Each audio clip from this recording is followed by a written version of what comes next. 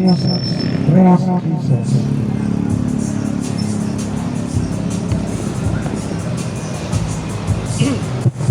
Praise Jesus. Magandang umaga po mga taga San Jose.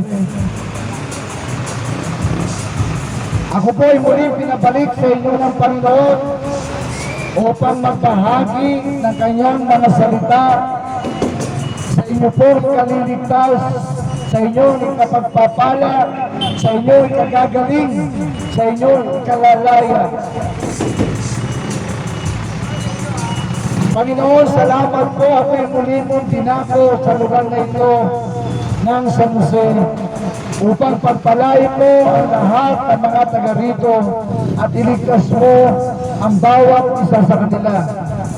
Ikaw ang mangusap sa kanila, Panginoon. Ikaw ang mataas. And I command the mighty angels of God, palibutan ako at inaalis ko ang mga espiritu ng kaaway na manggugulo sa amin sa araw na ito. In Jesus' name. At binabalaan ko sino man manggugulo sa gawain ito ng Panginoon. In Jesus' name. Amen. Amen.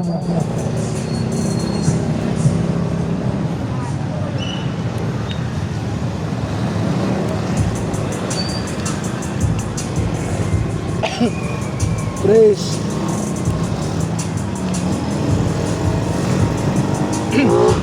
Praise Jesus. Praise Jesus.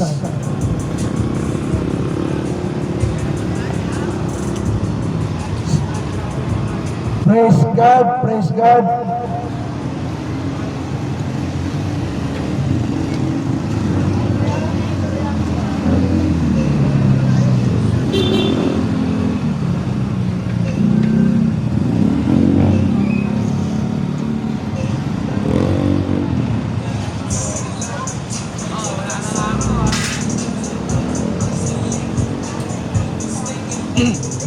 Praise Jesus, praise Jesus. Ang sabi sa Proverbs chapter 3, verse 11. Ang sabi ng Panginoon, my son, despise not the chastening of the Lord, neither be weary of his correction. My son, despise not the chastening of the Lord, neither be weary of his correction. Ito sinasabi ng Panginoon, kapag tayo po ay tinutuwid ng Panginoon, huwag tayong magagalit sa Panginoon. Kapag tayo ay kinokorek ng Panginoon, kapag tayo ay tinutuwid ng Panginoon, huwag ka daw magagalit sa Panginoon. Sapagkat ang sumunod na verse ang sabi, for whom the Lord loveth, He corrected, even as a father, the son in whom He delighted. Kapag daw po tayo tinutuwid ng Panginoon, huwag tayong magagalit sa Panginoon. Gayon din daw ang mga anak na tinutuwid ng kanilang ama o ng kanilang mga magulang. Huwag daw silang magagalit sa kanilang mga magulang sapagkat ito po ay pagpapakita ng Diyos na tayo mahal niya. Kapag tayo ay tinutuwid ng Panginoon, ibig sabihin, mahal tayo ng Panginoon. Kung paano daw ang magulang na nagtutuwid sa kanyang mga anak. Sapagkat maraming mga anak ngayon ang hindi na nakikinig sa kanilang mga magulang. Maraming mga anak ngayon masuwayin na sa magulang. Kaya maraming mga anak ngayon ay mga suwain sa mga magulang. Kaya hindi tayo magtataka kung marami tayo nakikita sa social media na mga bata ay nagiging violente. Sapagkat hindi sila nakikinig sa pagsaway ng Panginoon, hindi sila nakikinig sa pagsaway ng kanilang mga magulang. Mga magulang, kung kinakailangan sawayin ang iyong mga anak, sawayin po natin. Huwag natin silang kukonsintihin. Kung talagang mahal mo ang iyong anak, sasawayin mo sila, itutuwid mo sila, sapagkat ang Panginoon ay tinutuwid ang kanyang minamahal. Kaya kung mahal mo ang anak mo, tuwirin mo din siya.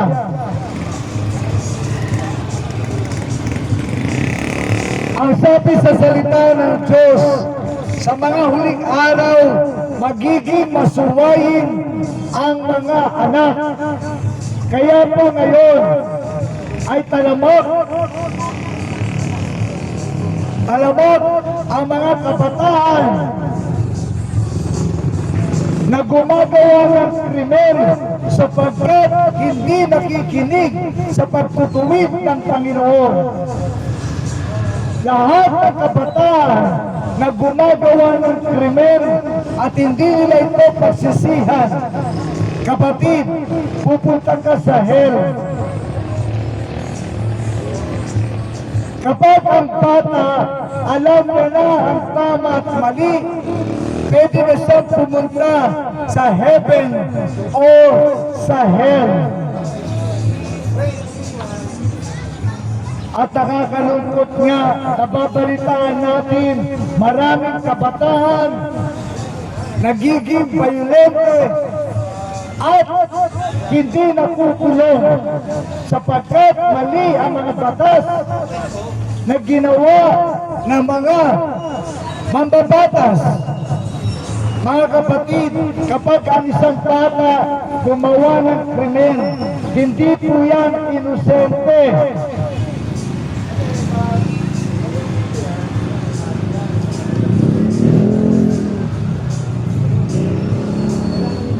Pag sinabi mong inosente, hindi yan gagawa ng krimen. Kaya po, tayong mga magulang, turuan natin ang ating mga anak hanggat sila ay matuturuan pa natin. Sawayin natin sila. Kung mahal mo ang anak mo, tuwinin mo siya. Yun ang sabi ng salita ng Diyos. Ang ama, ang magulang na tumutuwid sa kanyang mga anak ay dahil mahal nila ito. Tayo mga anak, makinig tayo sa ating mga magulang.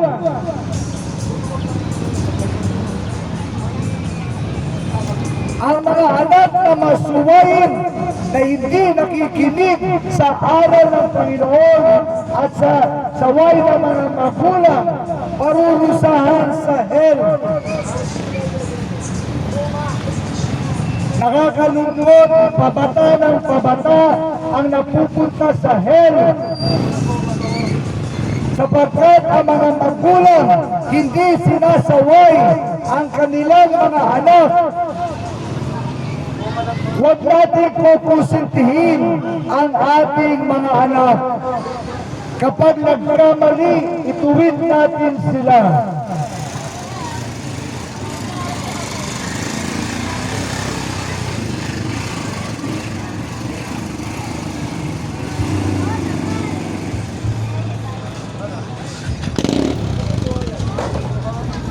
Kaya nga po ang sabi sa Proverbs 22 verse 6, train up a child in the way he should go, and when he is old, he will not depart from it. Train up a child in the way he should go,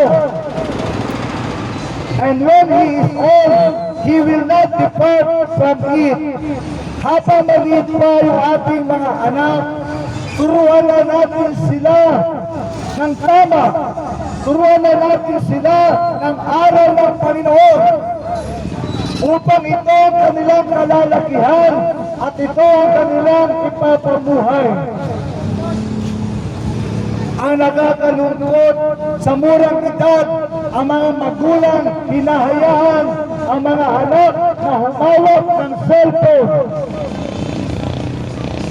Mga kapatid, kapag lagi mo hinahayaan ang anak mo na humawak ng cellphone, lalo't murang edad, kapatid, magkakaroon ka ng problema pagdating ng panahon. Sapagkat yung mga basura sa cellphone ang kanilang nakikita at kanilang ipapamuhay. Kaya tayo mga magulang, responsibilidad natin palakihin ang ating mga anak sa aral ng Panginoon.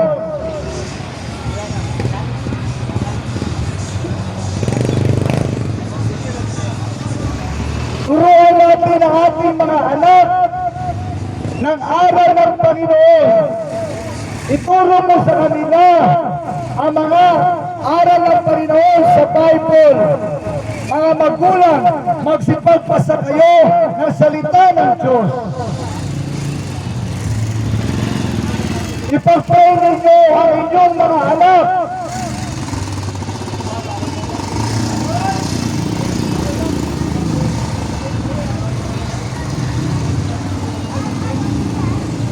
Hanggat bata pa ang ating mga anak, aralin na natin sila ng tungkol sa Panginoon. Ituro natin sila sa kanila ang mabubuting asal. Sapagkat kung hindi mo tuturuan ng aral ng Panginoon, ng tama ang iyong mga anak, iba ang magtuturo dyan. At nakakalungkot sa mga huling araw, ang mga kabataan ngayon, kung ano-ano natututunan sa social media. Kaya mga bata ngayon, maliliit pa, kumapatay na ng tao.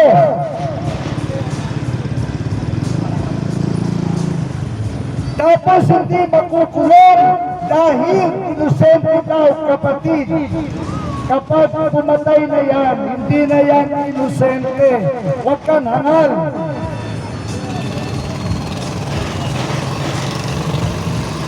Tayo mga magulang, responsable sa pagtuturo sa ating mga anak ng aral ng Panginoon. Huwag mong iaasa sa iba ang pagtuturo sa iyong mga anak.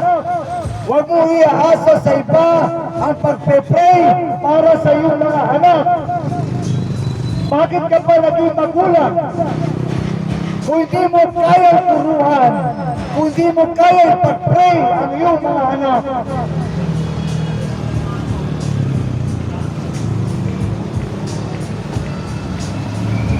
sa murang edad ng ating mga anak, mga kapatid, gabayan natin sila. Turuan natin sila ng aral ng Panginoon. Paano mo silang tuturuan? Ikaw, magbasa ka ng salita ng Diyos. Huwag mong katamaran ang pagbabasa ng salita ng Diyos, sapagkat yun ang ituturo mo sa iyong mga anak. Anong ituturo mo kung ikaw hindi ka naturuan? Mga magulang, huwag nawa tayo problema pagdating ng araw.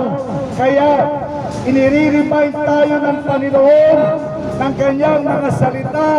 Train up a child in the way he should go, and when he is old, he will not depart from it. Kapag hindi mo turuan ang iyong anak ng aral ng Panginoon, iba magtuturo dyan. At kung minamalas ka pa, ang tiyapa pa ang magtuturo dyan. Kaya mga kapatid, Sa murang edad ng ating mga anak, ipag-pray natin sila, turuan natin sila ng mga aral ng Panginoon, ng mga salita ng Diyos.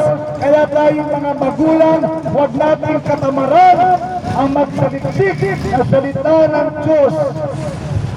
Sapagkat kung di mo sila tuturuan ng salita ng Diyos, ang diablo magtuturo dyan. At marami na ngayon, mga kabataan, ang diablo ang nagturo. Kaya mga kabataan ngayon, urang edad, pumapatay ng re-rape.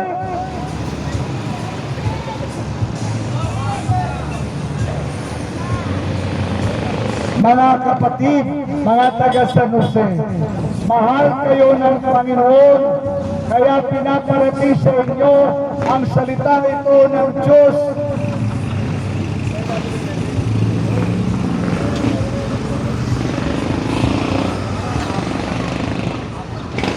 Hanggat maliliit pa yung ating mga anak, gabayan natin sila, ipag-pray natin sila, turuan natin sila ng mga aral ng tungkol sa Panginoon, ng mga mabubuting asal.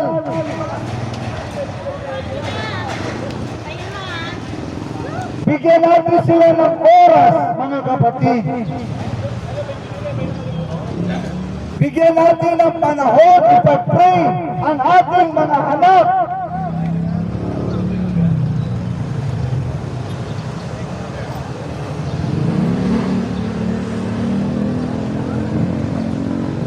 Mga kapatid, huwag yung anak ka lang ng anak. Pagkatapos, wala ka nang gagawin. Be responsible parents. Kaya ka naging ama at ina ng batang yan para yan ay dalhin mo sa Panginoon.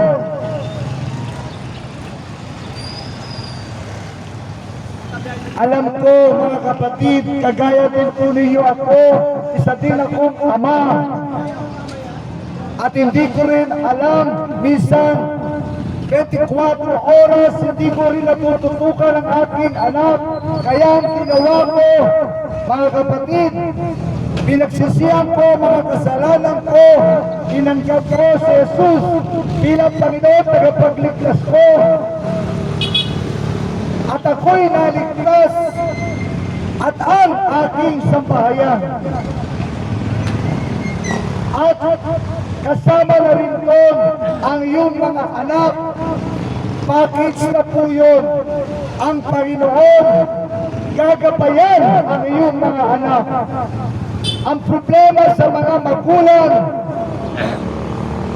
hindi lumalapit sa Panginoon. Mga kapatid, alam ko po problema ng mga magulang. Hindi natin masubaybayan ang ating mga anak ng 24 oras. Subalit ikaw kapatid, kapag tinanggap mo si Jesus bilang Panginoon tagapagligtas, kapatid, ang Panginoon papantayan ang iyong mga anak.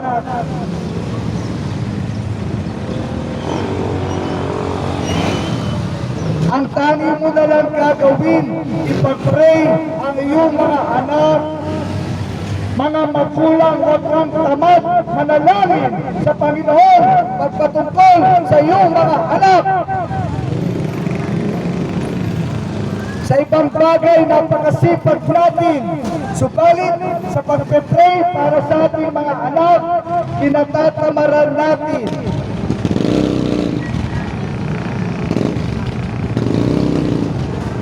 Bigyan natin ng oras ang ating mga anak, lalo na ang kanilang mga edad ay 1 year old papunta sa 10 years old. Yan yung mga edad na kailangan tutukan ang mga bata. Pag-pray natin ang ating mga anak, mga magulang. Dahil kung hindi mo pag-pray ang iyong mga anak, isang araw si Satanas kukunin ang anak mo.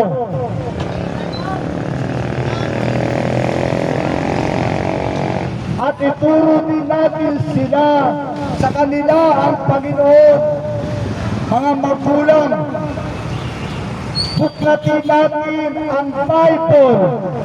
Huwag natin katamaran ang magbasa ng salita ng Diyos sapagkat diyan ka magtuturo sa anak mo tungkol sa Panginoon.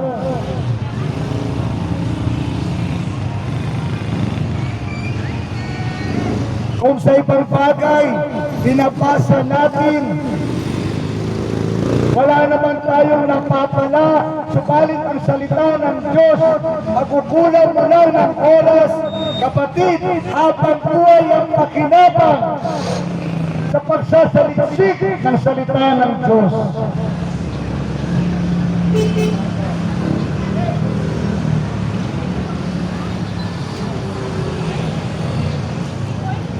Train up a child in the way he should go. Kapatid, ikaw din ang magte-training sa anak mo. Dahil kung hindi ikaw, ang iba ang magte-training sa anak mo, baka ang training niyan hindi makabubuti sa kanya.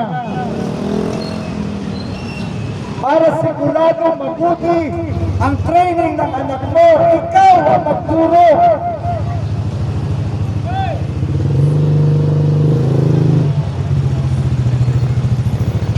Turuan natin ang ating mga anak, disiplinahin natin ang ating mga anak, ituro natin sila sa kanila ang aral ng Panginoon.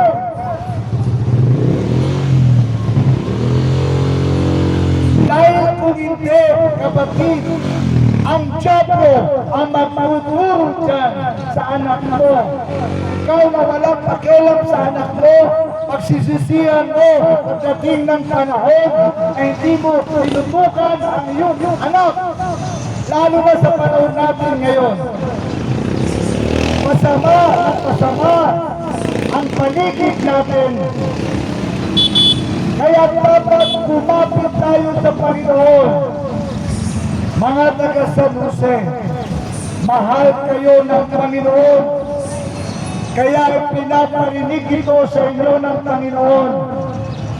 Subalit ang aplikasyon ay nasa inyo, wala sa Panginoon. Gagabayan kayo ng Panginoon. Ang tanging gagawin ng mga taga San Jose, pagsisihan ang kanilang mga kasalanan at sumampalataya sa Panginoong Yesus. Tanggapin nila si Jesus bilang Panginoon at tanging ikapagligtas nila. Kapatid, kapag ginawa mo yun, ang buong pamilya mo ay maliligtas. Ang buong pamilya mo ay gagabayan ng Panginoon.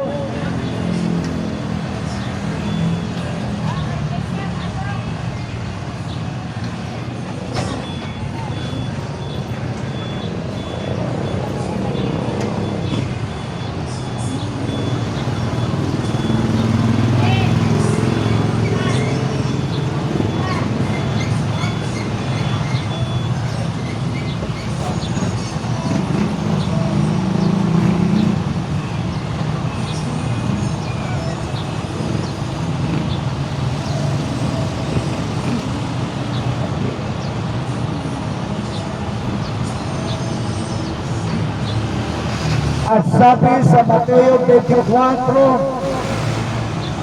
Matthew 24, verse 7, for nation shall rise against nation, and kingdoms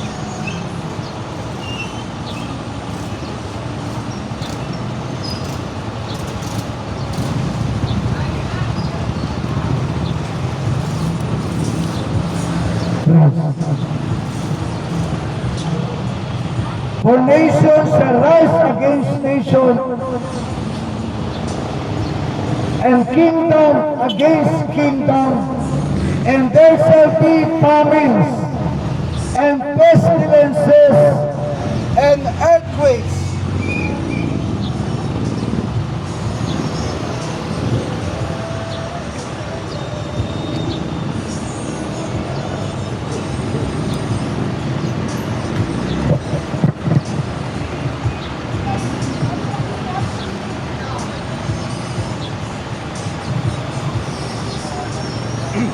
For nation shall rise against nation, and kingdom against kingdom, and there shall be famines and pestilences and earthquakes in diverse places.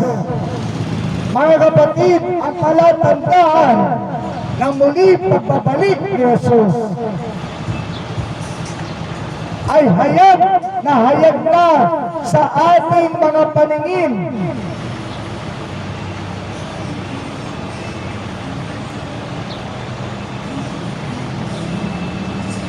Ang mga nangyayaring earthquakes sa ating kapaligiran, kapatid, palatandaan na babalik na si Jesus.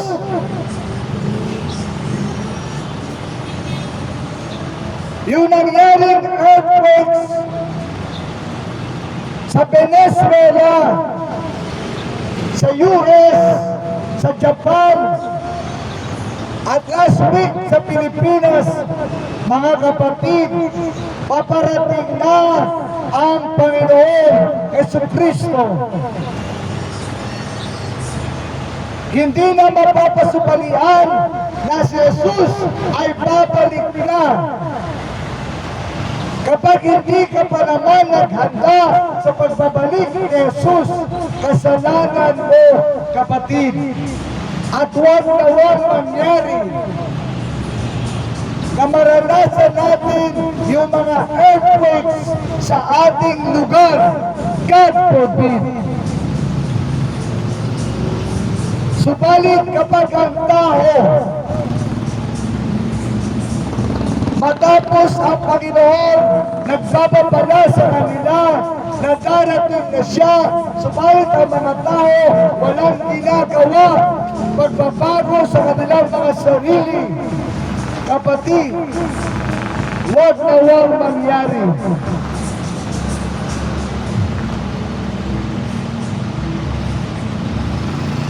Ang tanging gagawin natin sa mga panahon ito upang tayo maging ligtas sa mga nangyayaring kasamaan, sa mga nangyayaring kaguluhan, trahedya sa ating kapaligiran, ay isa lang ang pinatutungkulan na si Jesus. Si Jesus ay babalik na. Jesus is coming back soon. Jesus is coming back soon. And Jesus is coming back soon. Kaya pag ikaw ay hindi pa naghanda at si Jesus bumalik at kinuha ni Jesus ang mga mananampalataya niya at naiwan ka, kapatid, kasalanan mo. Dalawa lang ang gagawin ng tao para makasama sa pagbabalik ni Jesus.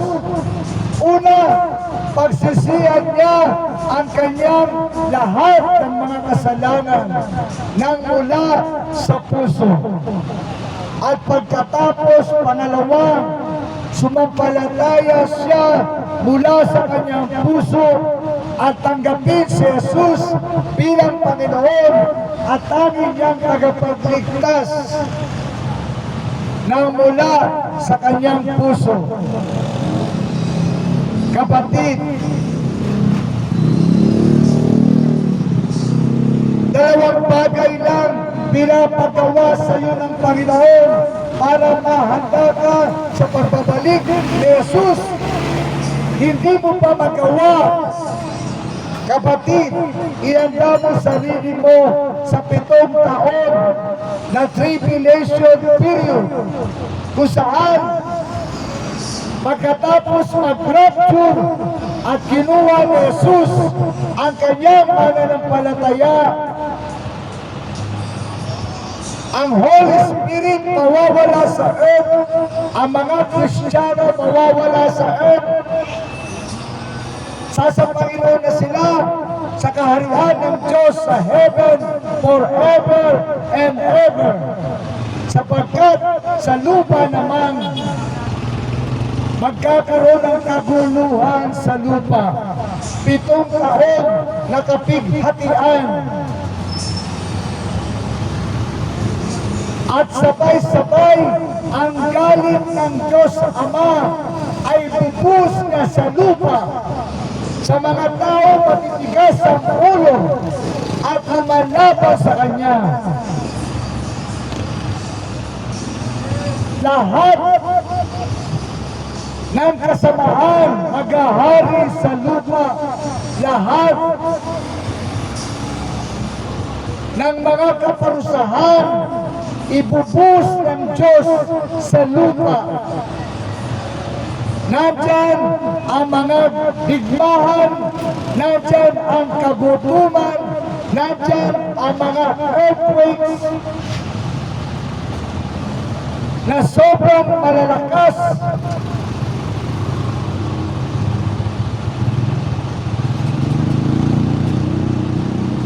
At nandyan din, kapatid, yung binabanggit sa Bible na ito po ay totoo mangyayari during tribulation period. Yung tinatawag nilang zombie apocalypse. Totoo po yun. Mangyayari po yun, nakasulat po yan sa Bible.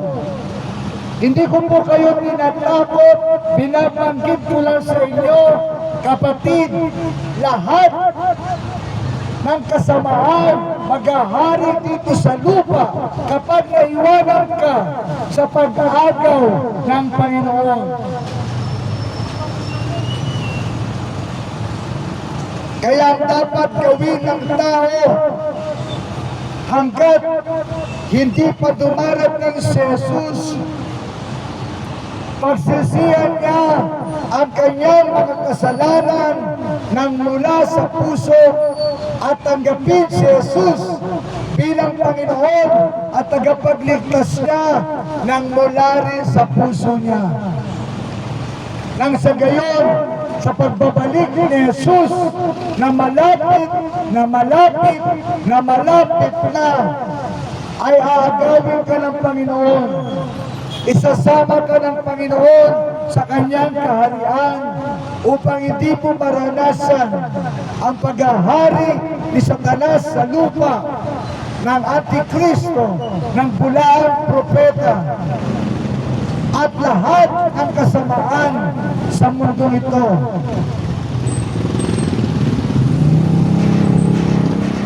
Kapatid, akala mo ganun lang kasimple yun? Hindi po ganun kasimple yun.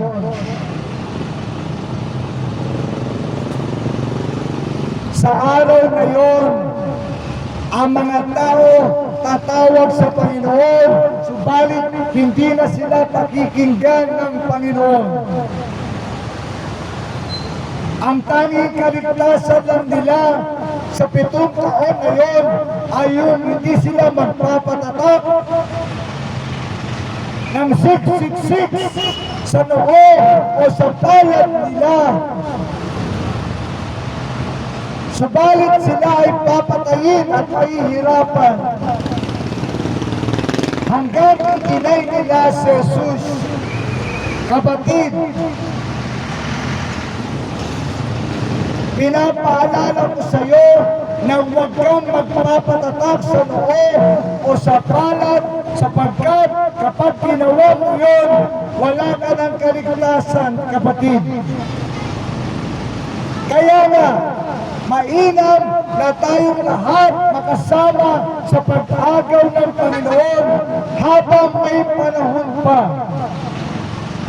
Habang may panahon pa, pagsisihan mo ang iyong mga kasalanan, tanggapin mo si Jesus bilang Panginoon at tangi mong tagapagligtas.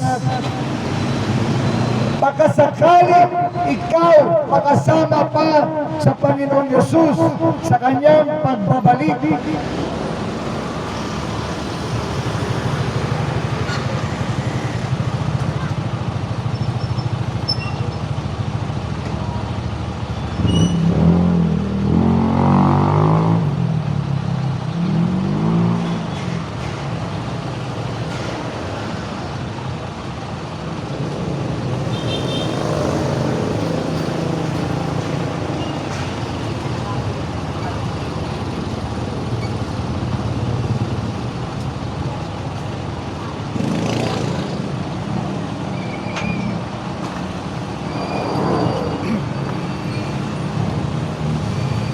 Ang sabi sa Acts chapter 16:31,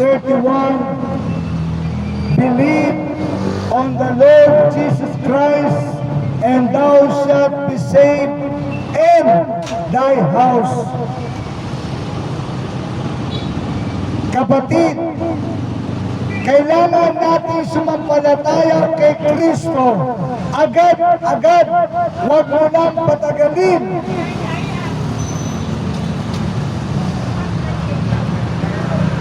Tanggapin natin si Jesus bilang Panginoon at tagapagligtas natin.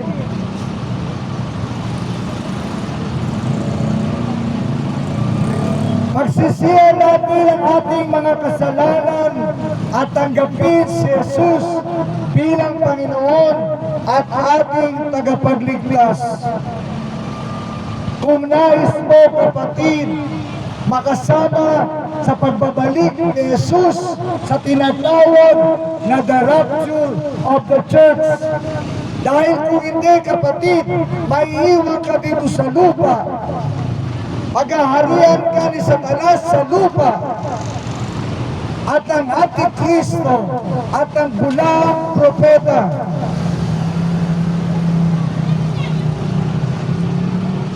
Kapatid, hindi sa panahon ngayon, maraming magsisisi, subalit huli na ang lahat. Kaya nga, kapatid, hanggat meron pang kaunting oras, hanggat si Jesus ay hindi pa bumabalik, kung nais mo makasama sa pagbabalik ni Jesus, ngayon pa lang, pagsisihan mo na ang kasalanan mo, tanggapin mo na si Jesus bilang Panginoon at tagapagligtas mo. Dahil kung hindi, kapatid, may iwanan ka sa pag-agaw ng Panginoon. At mararanasan mo ang 7 taon ng kapighatian sa lupa. At sa araw na yun, ang mga tao magsisisi, subalit huli na ang lahat. Ang tao laging sa huli nagsisisi.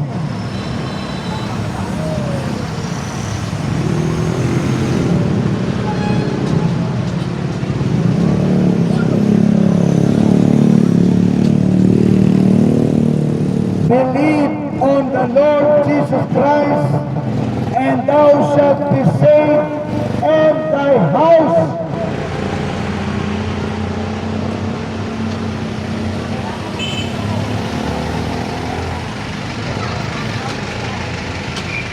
Kung hanggang ngayon, mga taga San Jose, hindi pa kayo sumasampalataya sa Panginoon, kapatid, ang dyablo natutuwa sa iyo. Sapagkat alam ng dyablo na si Jesus lamang ang makakapagpalaya sa iyo, sa kanyang kamay.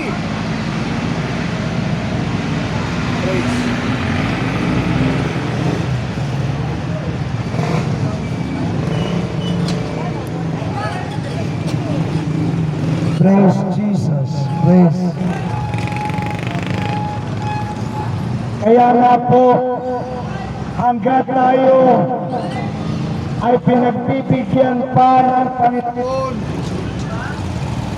binibigyan kanya, praise God.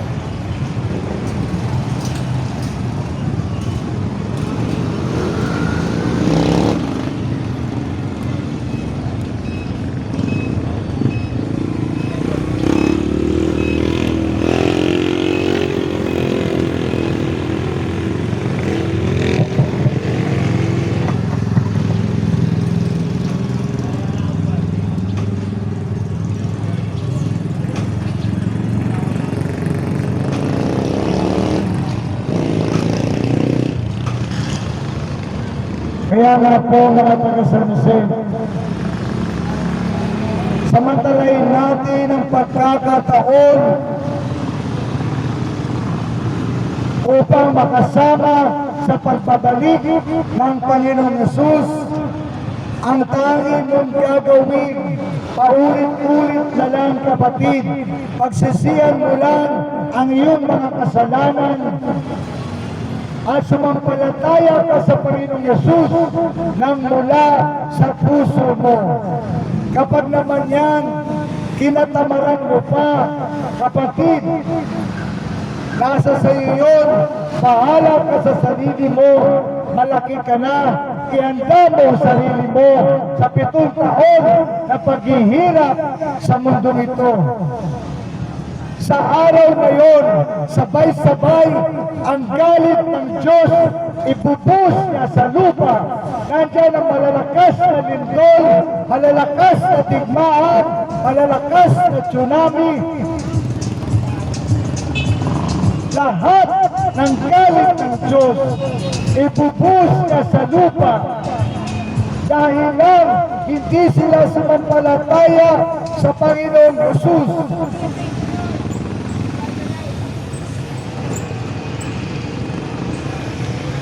Bakit ang tao hindi nakikinig sa salita ng Diyos? Mas pinakikinggan natin ang salita ng tao, mga sinungaling. Subalit ang salita ng Diyos, lagi nating pinatatagal papasukin sa ating mga buhay. Kung tutusin ang Panginoon, nilikha ka lang niya, kapatid.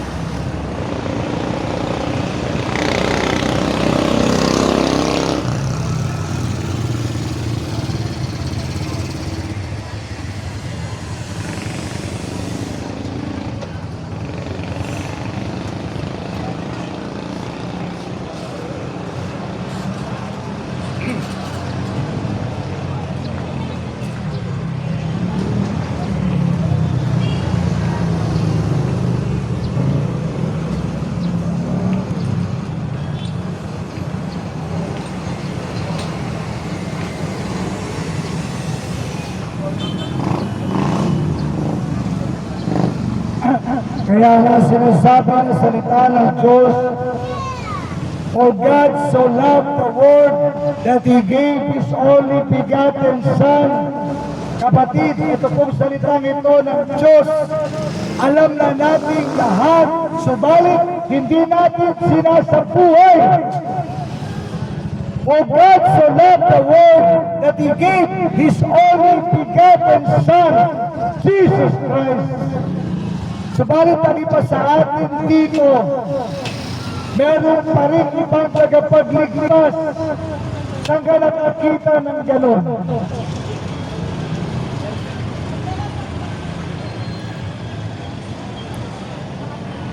Isa lang ang tagapagligtas na pinadala ng Ama, ang kanyang bugtong na anak, si Jesucristo, wala nang iba. Kaya nga, sobrang pagmamahal ng Ama sa atin, ibinigay niya ang kanyang bugtong na anak, ang Panginoon Jesucristo. Walang ibang pinadala ang Ama upang magligtas sa atin. Hindi si pastor, hindi si father, hindi si sister, hindi si brother, hindi si bishop, hindi si monsignor, hindi si archbishop. Si Jesus Christ. Only Jesus Christ. Kung hanggang ngayon, hindi si Jesus ang tagapagligtas mo, kapatid, dinadaya ka ng dyablo. At kung hanggang ngayon, hindi mo pa tinatanggap si Jesus bilang Panginoon at tagapagligtas mo, dinadaya ka ng dyablo, kapatid, at wala kang kaligtasan. Without Jesus, without salvation. No Jesus, no salvation. Walang Jesus, walang kaligtasan. Walang Jesus, walang pagpapatawad sa kasalanan.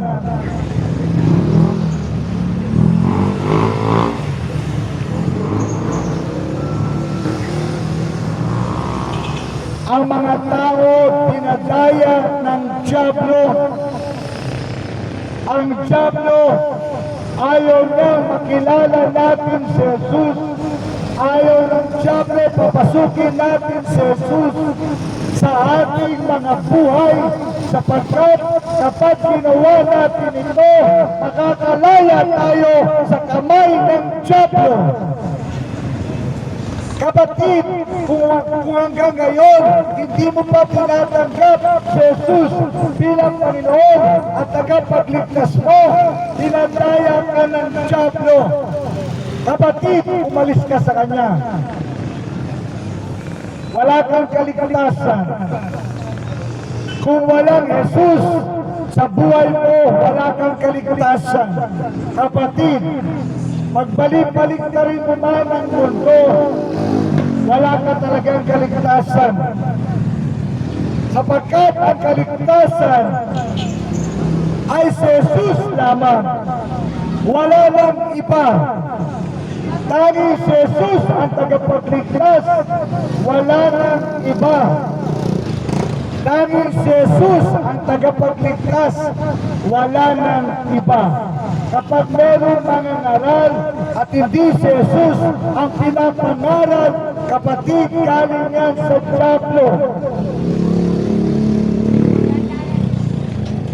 Hindi si Pablo, hindi si Pedro, hindi si Santiago, si Juan, si Muhammad, si Allah, si Buddha ang tagapagligtas, kapatid.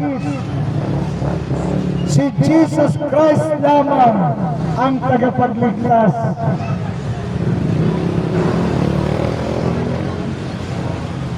Kung hanggang ngayon, kapatid,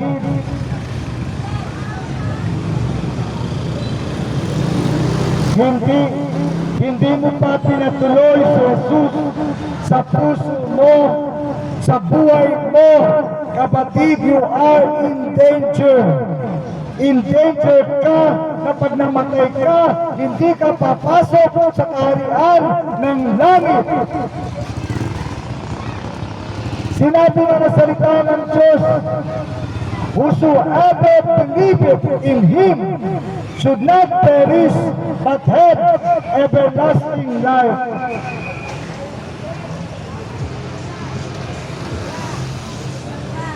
For God sent not His Son into the world to condemn the world, but the world through Him might be saved. Ang tao minsan nagmamagaling sa Diyos. Ang dami nag-interpret ng Bible according sa kanilang kahangalan. Kapatid, si Jesus lang ang tagapagligtas. At lahat na nagtuturo ng ibang tagapagligtas, bukod kay Jesus, itatapon lahat ng Diyos sa hell ang mga yan. Sapagkat marami silang ipupulit sa dagat-dagatang apoy ng impyerno.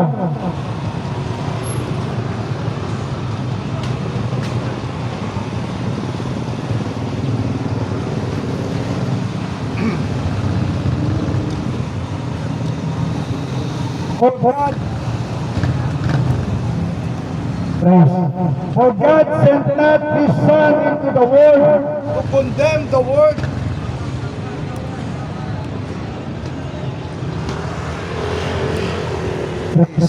praise.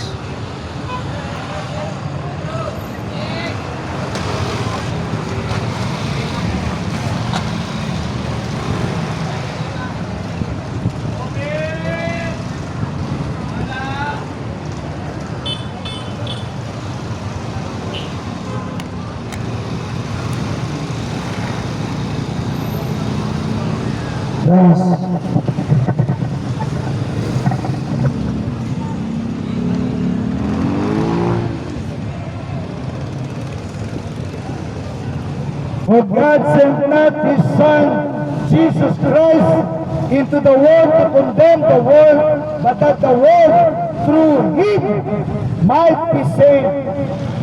Through Him.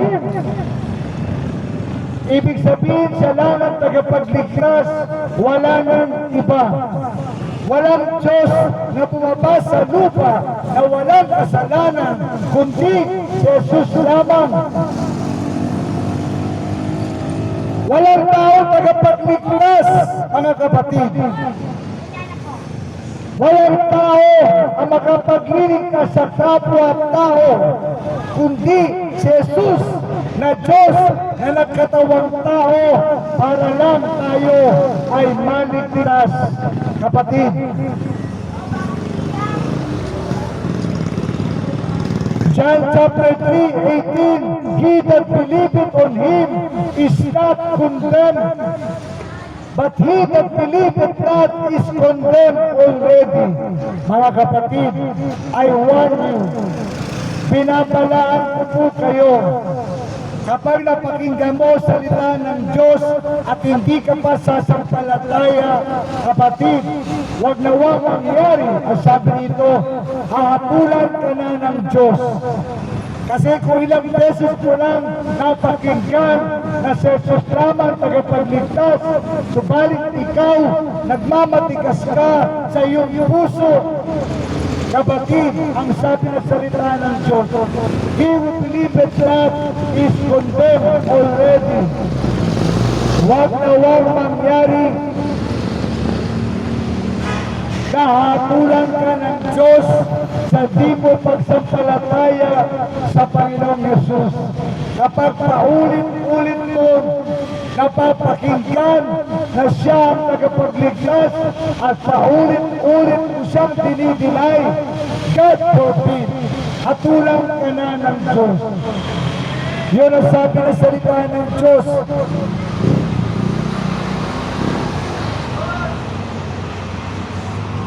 But he that believeth not is condemned already. Mga kapatid, may babala ang Diyos sa atin. Kapag sinasabi daw ng Panginoon na si Jesus ang tagapagligtas, subalit hindi mo ito sinasampalatayan, kapatid, hahatulan ka na ng Diyos. Lalo ilang beses mo nang pinakinggan na si Jesus lang ang tagapagligtas at hindi ka pa sumasampalataya, ang sabi ng salita ng Diyos, hahatulan ka na ng Diyos. At kapag hinatulan ka na ng Diyos, isang lugar lang ang pagtatapunan sa iyo, ang dagat-dagatang apoy ng hell.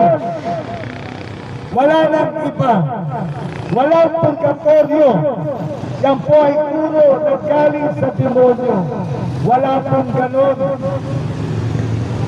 Kapag meron kang Kristo, pag namatay ka sa lupa, pupunta ka sa langit. Pag wala kang Jesus, pupunta ka sa hell.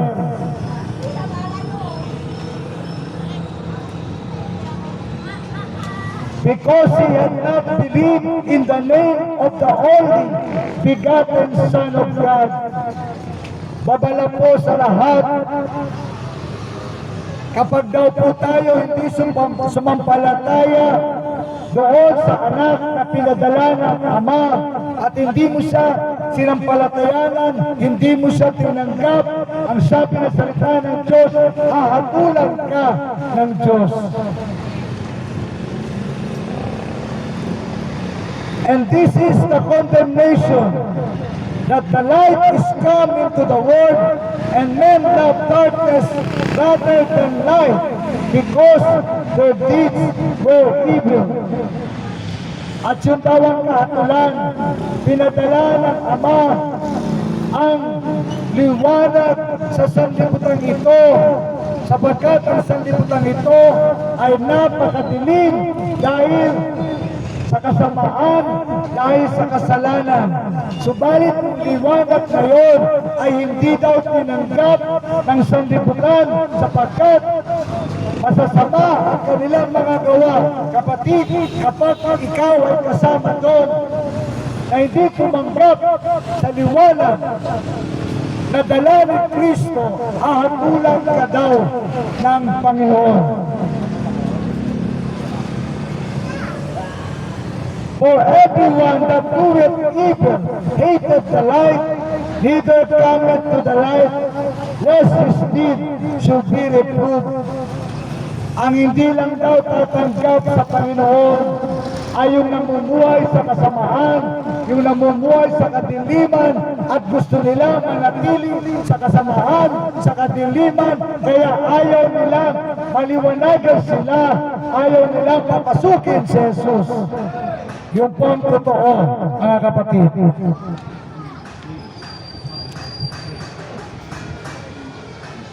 But he that doeth truth cometh to the light, that his deeds may be made manifest, that they are wrought in God.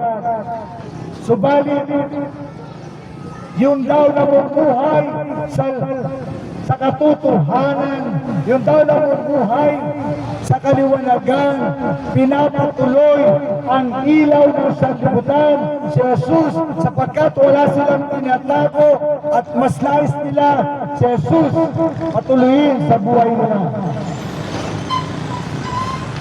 Mga taga San Jose, ako po'y mananalangin na sumunod po kayo sa mga nais maligtas. Kung hindi kayo makakasunod, pag-uwi nyo sa bahay, mag-pray lamang po kayo ng mula sa puso. Pagsisihan nyo lang ang inyong mga kasalanan, tanggapin si Jesus bilang Panginoon at inyong tagapagligtas. Sumunod po kayo sa panalangin sa mga nais maligtas. Sabihin po ninyo, aming Amang nasa langit, Diyos na makapangyarihan sa lahat, Diyos ni Abraham, ni Isaac, ni Jacob, at Diyos ng Israel, Diyos ng Pilipinas, Diyos ng buong mundo, patawarin mo po ako na isang makasalanan. Ako po ay sobrang sama, sobrang dumi. Ama, patawarin mo po ako. Pinagsisisihan ko po ang lahat ng mga kasalanan ko. Patawarin mo po ang lahat ng aking mga kasalanan. Salamat, Ama, ako'y pinatawad mo. Ako ay iyong nilinis. Kaya naman binubuksan ko ang aking puso. Tinatanggap ko si Jesus bilang Panginoon at tangi kong tagapagligtas mula sa araw na ito. Panginoon, salamat ako'y niligtas mo. Ang pangalan ko'y sinulat mo sa aklat ng buhay. Sa pangalan ni Jesus, ikaw na po bahala sa mga susunod kong gagawin. Amen. Amen. Ako po'y mananalangin na closing prayer. Panginoon, ikaw ang nakakaalam kung sino mga tumanggap sa Panginoong Yesus sa araw na ito. Alalayan mo sila, suportahan mo sila, ipalo mo sila, Panginoon, sa mga susunod nilang gagawin. Ihanap mo sila ng church kung saan si Jesus ang pinapangaral sa lugar na ito. In Jesus' name, at gayon din, yung mga hindi pa tumanggap, mahabag ka sa kanila. Nawa, Panginoon, hindi maging huli ang lahat sa kanila. Pag-uwi nila sa bahay, magrema, maglogos ang iyong mga salita at tanggapin nila ang Panginoon sa kanilang mga buhay at pagsisihan nila ang kanilang mga kasalanan. In Jesus' name, Amen. Amen. God bless and Shalom.